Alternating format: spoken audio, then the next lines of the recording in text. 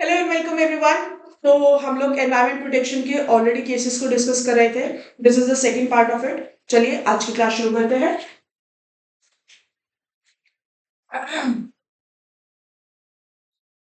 The first question is in MC Mehta versus Union of India, the Supreme Court held that the directions given by the Environment Pollution Prevention and Control Authority constituted under Section 3 of Environment Act are 30 seconds लीजिए और इसको answer करिए।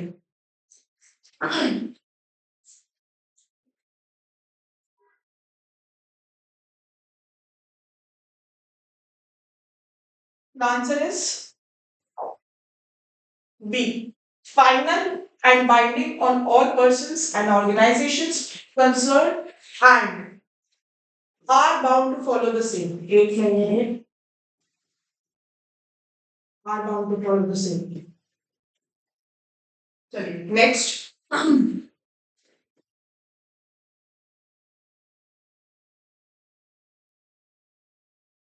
The objective of Environment Protection Act 1986. 30 seconds लीजिए इसका answer करिए। जब मैं आपको कहती हूँ 30 सेकेंड्स लीजिए और उसका आंसर करिए तो 30 सेकेंड्स लेकर ही आंसर करने की कोशिश करिए, तभी आप पेपर के अंदर उस प्रेशर को झेल पाएंगे। A. To implement decisions taken at the UN Conference on Human Environment in Stockholm, to take appropriate steps in protection and improvement of human environment, to prevent hazards to human beings, living creatures, plants, and properties. Plants.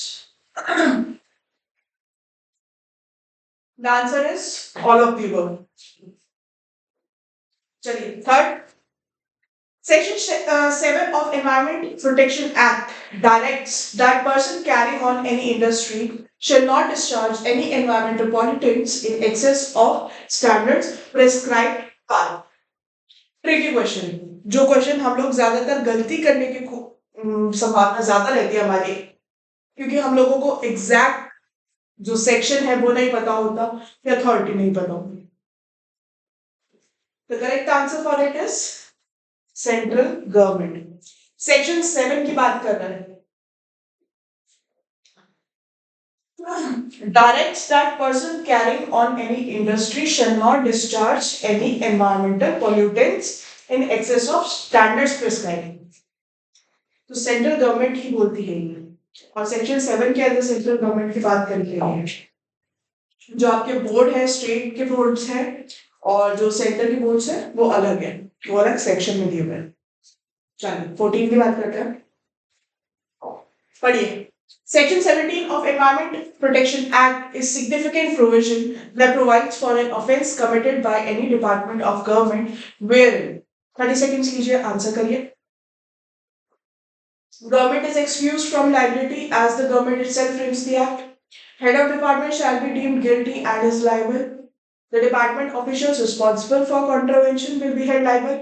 No liability, since the act falls within the sovereign function of the state. अब इसके अंदर ये तो directly eliminate हो जाता है,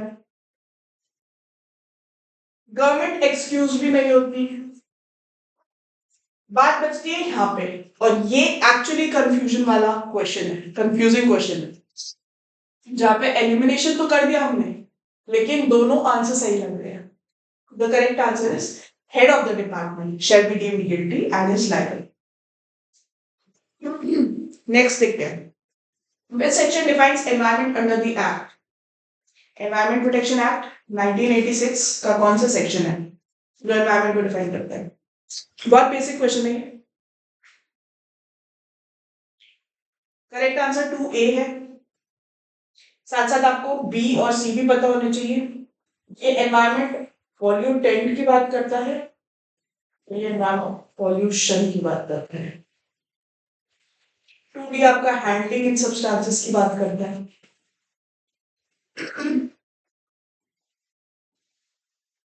चलिए next देखते हैं। Article 21, 47, 48A, 51AG that provides the state must protect and improve the environment and safeguard forest and wildlife by incorporating which of the following principles of environmental law? 30 seconds लीजिए और answer करिए। पॉल्यूटर्स principal या फिर precautionary principal या फिर both.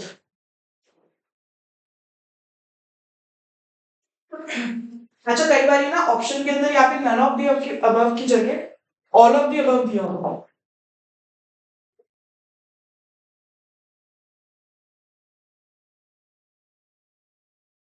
तो उसके अंदर भी आपका जो करेक्ट आंसर है बोथ ए एंड बी, आपको वही मार्क करना है।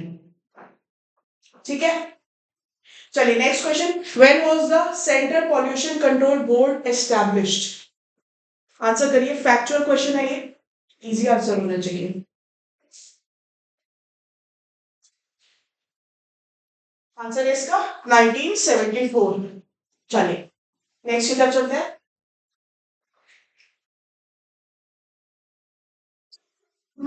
Who appoints the chairman of Central Pollution Control Board?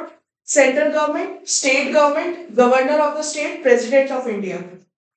थोड़ा ट्रिकी क्वेश्चन है, ज्यादातर हमें इन अथॉरिटीज के बारे में नहीं पता होता। The correct option is central government. Central government appoint करती है आपकी chairman of central pollution control board. Next question. Which of the following is the apex organization in the country in field of pollution control? कौन सी organisation आपकी? 30 seconds लीजिए, इसका answer करिए। Water pollution control board, state pollution control board, central pollution control board या air pollution control. अब ए और D जैसी तो हमारे पास अथॉरिटी एग्जिस्ट नहीं करती, तो स्टेट या सेंट्रल हमारे पास बचता ऑप्शन। पूछा हुआ है एपेक्स, एपेक्स मतलब सबसे बड़ी, कौन सी होगी? सेंट्रल। लास्ट क्वेश्चन इस वीडियो का। How many officials can be nominated to the Central Pollution Control Board by the central government? Answer करिए, factual question।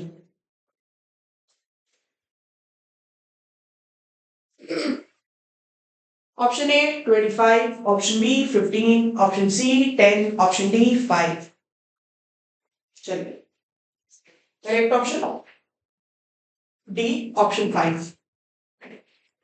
यहीं पे हमारी ये वाली वीडियो कंप्लीट होती है। नेक्स्ट वीडियो के अंदर हम लोग और क्वेश्चंस को डिस्कस करेंगे और कंसेप्ट्स को डिस्कस करेंगे। आई होप आपको वीडियो अच्छी लग रही है। प्लीज इसे लाइक, कमेंट एंड शेयर करें। And all the best and thank you so much.